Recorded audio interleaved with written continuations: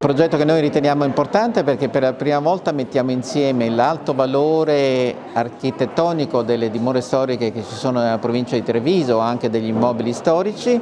accanto però a un'attività aziendale delle aziende agricole che tutt'oggi, dopo tanti decenni, continua a persistere intorno a queste ville. Molto spesso con le stesse famiglie che hanno iniziato, che hanno costruito la villa nei secoli passati, prosegue questa attività di azienda agricola, quindi un'attività economica accanto a immobili di alto valore storico e culturale. Quindi è un abbinamento che molto spesso ci dimentichiamo, invece riteniamo che sia importante conoscere che nel nostro territorio della provincia di Treviso ci sono queste realtà che sono molto diffuse, perché qui stiamo parlando di centinaia di ville o comunque fabbricati di valenza storica con accanto un'azienda che ha un valore economico. Ma sì, diciamo che possiamo parlare di corsi e ricorsi storici. Le ville in antichità rappresentavano un microcosmo dove dentro c'era tutto, arte, cultura, bellezza, agricoltura, ma anche capacità industriale, realizzativa e quindi artigianato. È un po' quello che cerchiamo di portare avanti nella nostra terra,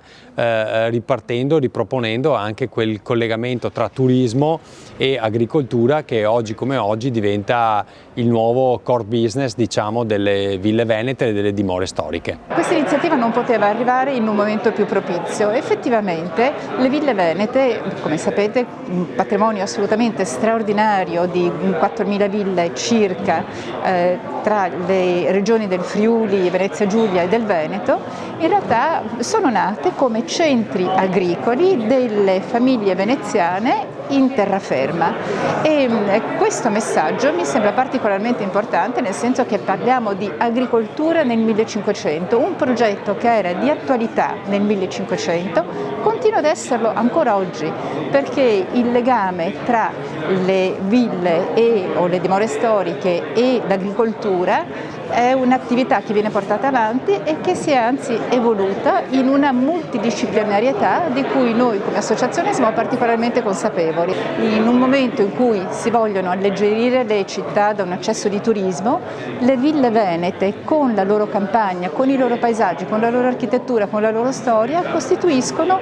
un insieme in cui troviamo quello che è il cosiddetto turismo verde, slow, lento, sostenibile. E sostenibile vuol dire tante cose, vuol dire sostenibilità ambientale, vuol dire sostenibilità economica, vuol dire sostenibilità sociale. Tutto questo messaggio in realtà esisteva già nel Cinquecento e oggigiorno viene ripreso ed è estremamente attuale, per cui trovo che l'argomento ville venete,